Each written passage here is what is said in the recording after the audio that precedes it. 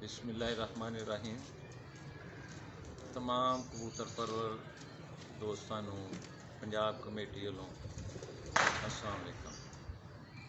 दोस्तों, जिस तरह कि तुहानू पहले ही पता है कि अगे भी असा एक बयान चाढ़िया सी सजाद असलम वड़ैच दे डेरे तो सेम उस तरह ही कि वजाहत दोबारा करनी पै गई है कि ਜਿਹੜੇ ਲੋਕਾਂ ਦੇ ਬਾਜ਼ੀਆਂ ਜਾਂ ਕੱਪ ਸਨ ਨਾਮੀ ਉਡਾਰ ਤੱਕ ਜਿਸ ਦਿਨ ਉਹਨਾਂ ਦਾ ਮਸਲਾ ਮਸਾਲ ਹੋਇਆ, ਪੰਜਾਬ ਕਮੇਟੀ ਨੇ ਉਹ ਹੀ ਬਾਜ਼ੀਆਂ ਸਿਰਫ ਬਰਾਬਰ ਕੀਤੀਆਂ ਨੇ।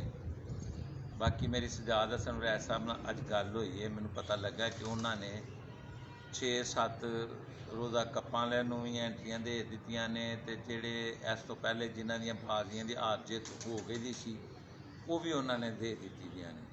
ਇਹ ਉਹਨਾਂ ਦੀ ਮਿਹਰਬਾਨੀ ਹੈ। ਬਾਕੀ तमाम ਉਹਨਾਂ ਲੋਕਾਂ ਨੂੰ ਕਿ ਜਿਹੜੇ ਜੋ ਕਿ 11 ਰੋਜ਼ਾ ਕੱਪ ਕਰਾਉਂਦੇ ਹਨ ਪਏ ਸਜਾਦ ਹਸਨ ਵੜੈਚ ਦੀ ਜਿਹੜੀ ਐਂਟਰੀ ਹੈ ਉਹਦਾ ਉਹ ਇਨਾਮ ਘੱਟ ਕਰਕੇ ਦੇ ਸਕਦੇ ਨੇ। ਕੋਈ ਬੰਦਾ ਇਤਰਾਜ਼ ਨਹੀਂ ਕਰ ਸਕਦਾ ਕਿਉਂਕਿ ਉਹ ਮਸਲਾ ਹੋ ਗਿਆ, ਮਿਸਹੈਪ ਹੋ ਗਿਆ। ਉਹਨਾਂ ਦੇ ਉਹ ਬਰਾਬਰ ਕਰ ਦਿੱਤੀਆਂ ਗਈਆਂ, ਉਹਨਾਂ ਨੇ ਉਹ ਐਂਟਰੀਆਂ ਨਹੀਂ ਦਿੱਤੀਆਂ। तो कमेटी ने उन्होंने कहा सी कि इत्थों तुहाडा जिहड़ा सिलसिला है वो बराबर कर दिता गया। बाकी जिहड़ा लैन देन सी उन्होंने तकरीबन कर दिता है, बल्कि उन्होंने मतलब कि मैं 100% कर दिता है। जिन्हां दा नामी उड़ा जिस दिन उन्होंने मसला होया सी उस तो पहले जिन्हां दी हार चेत या कप खत्म हो गए सन।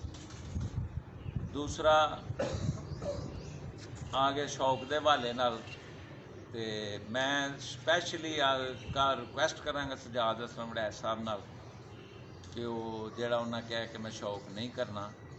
असी चाहते हैं कि खिलाड़ी जिहड़े ने वो इन्हां गल्लां तो दिल बर्दाशा हो के 100 मिसहैप हो जाते हैं तो शौक ना छड्डन। और एक अच्छा शौकीन अगे 10-12 साल तो असी उन्होंने जानते हैं कि उन्होंने काफ़ी अच्छा शौक किया, रहे भी ने जीते भी ने तो किसी ना कोई मसला मसाइल उन्होंने नहीं सी ते एक अच्छे प्लेयर ने।